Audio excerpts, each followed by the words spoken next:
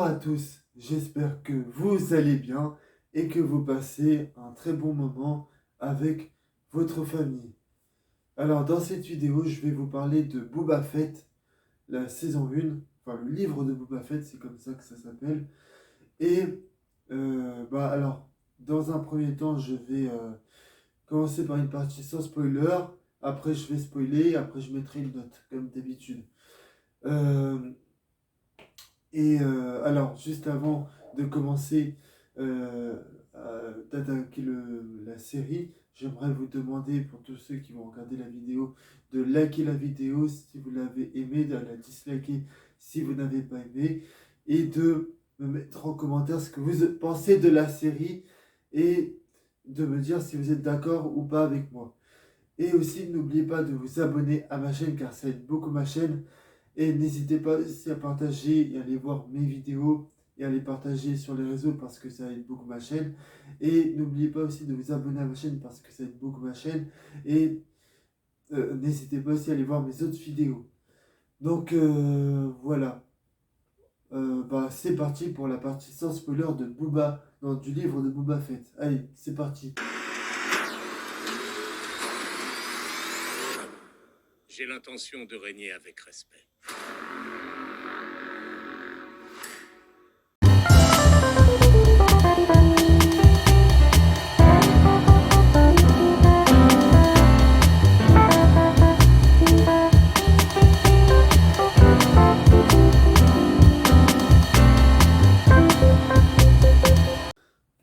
Alors là, on est dans la partie sans spoiler. Alors, qu'est-ce que je pourrais vous dire sans vous spoiler? C'est qu'en fait, les trois quarts des personnages de la série, le problème c'est qu'on s'en fout.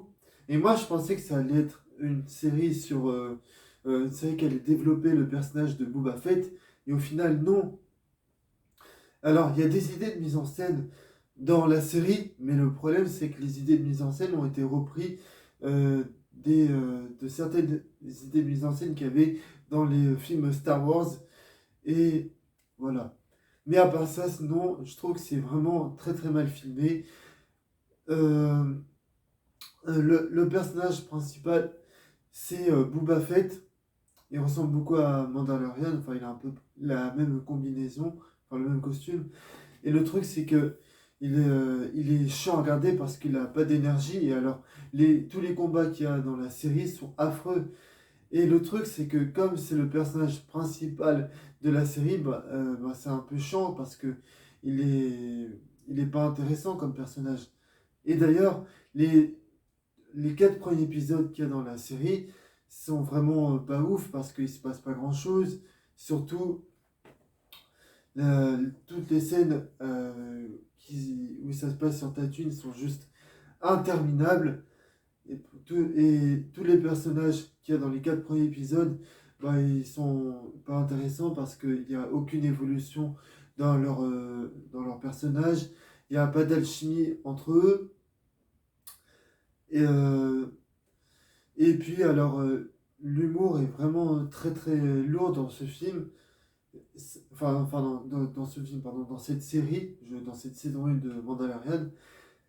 Euh, mais sinon, non, c'est filmé champ contre champ, il y a pas, en termes de séquences d'action, c'est horrible. Mais qu'est-ce que je pourrais vous dire, c'est qu'en fait, je vous ai dit que les trois quarts des personnages n'étaient vraiment pas ouf, mais il y a quand même quelques personnages qui sont vraiment bien, qui sont vraiment bien respectés.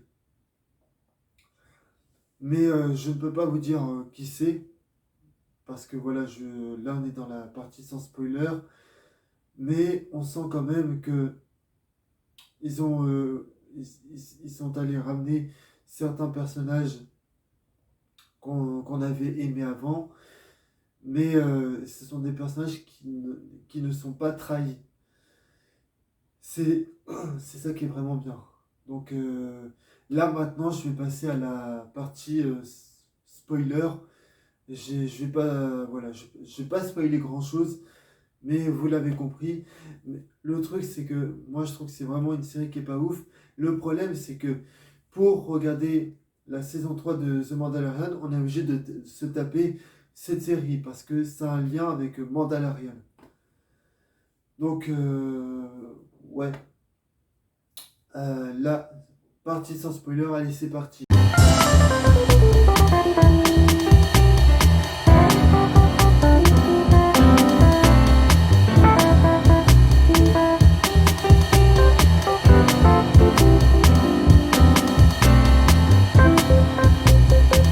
Donc là, on est parti dans la partie spoiler et tout. Alors, comme je vous disais, dans la partie sans spoiler, c'est qu'en fait, ils ont ramené certains personnages de l'univers Star Wars. Par exemple, ils ont ramené Boba Fett, qui vient de la série Mandalorian, saison 1 et 2, d'ailleurs que je vous recommande, qui est une super série. Et ils ont ramené aussi Luke Skywalker.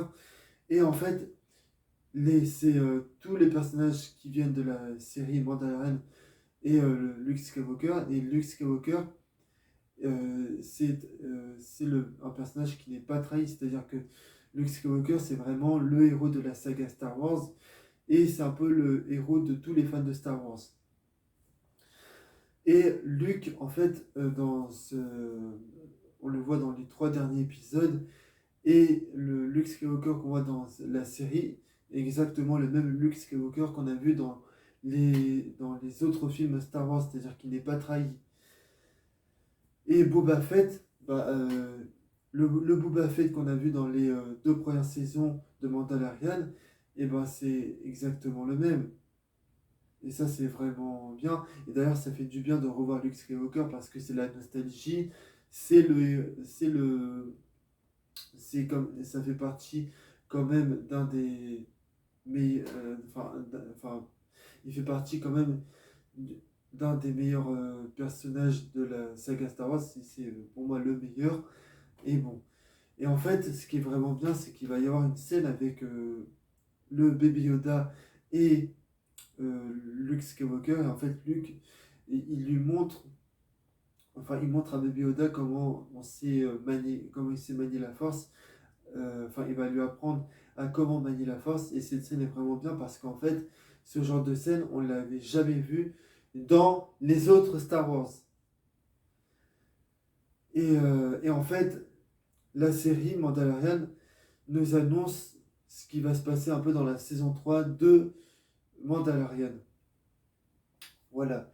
Donc maintenant, je peux passer à la note finale. Allez, c'est parti.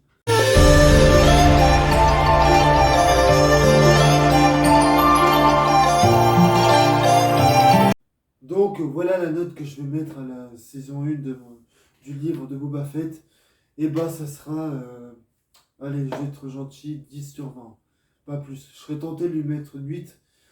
Mais comme il y a Luke Skywalker, comme il y a Boba Fett, ça m'a fait plaisir de les revoir. Et ben je mettrai 10.